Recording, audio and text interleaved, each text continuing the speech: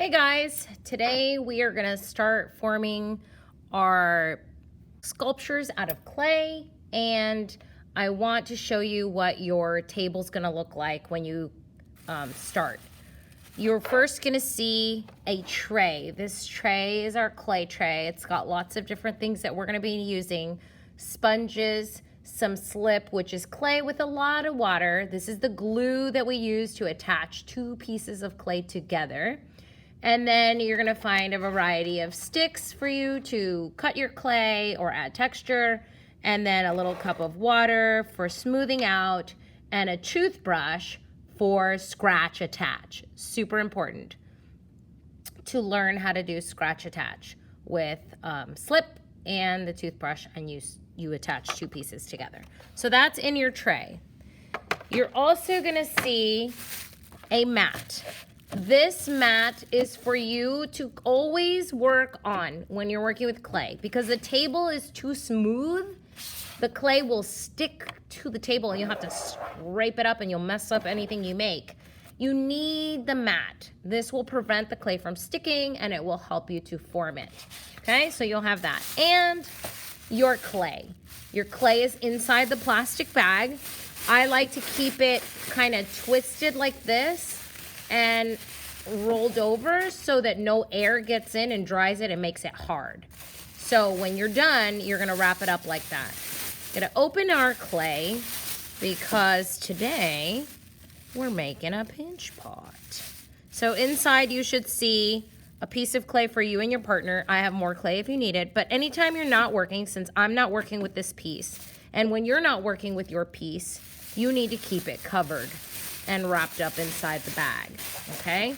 Set this to the side, make sure you have your mat, and the first thing we do is roll a ball. Remember, we learned how to make spheres with the Play-Doh. Now we're just gonna use the clay instead of Play-Doh, but the process is the same. You're gonna roll it into a ball, either in your hands or you can roll on the mat, okay? You wanna get it round. It's not gonna be perfect, and that's okay. The next step is to stick your thumb inside the middle. So you're gonna just use your nail and stick your thumb straight into the middle, just like that. You don't wanna go all the way through, you can feel.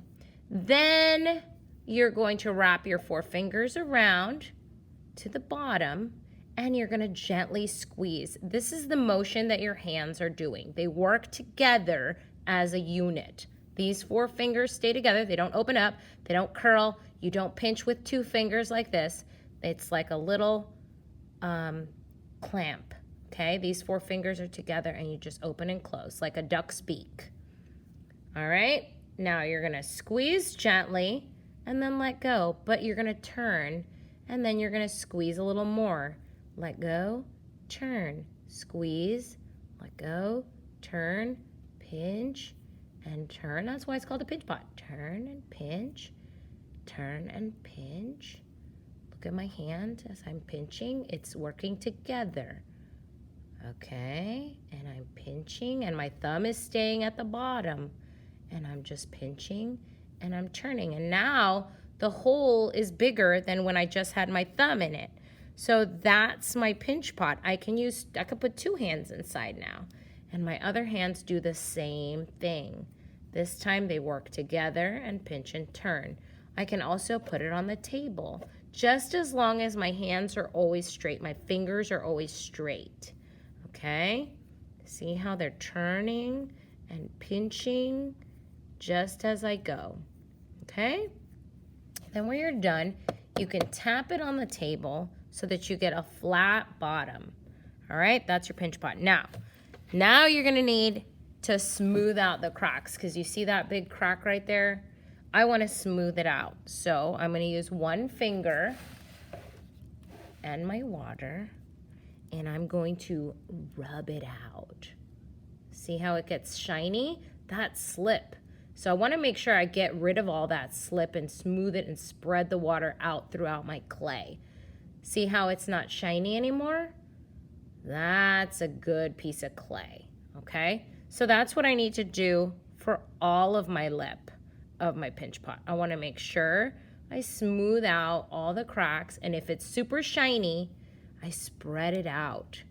Okay, you want to spread it out so that it's not shiny anymore. All right, that's good.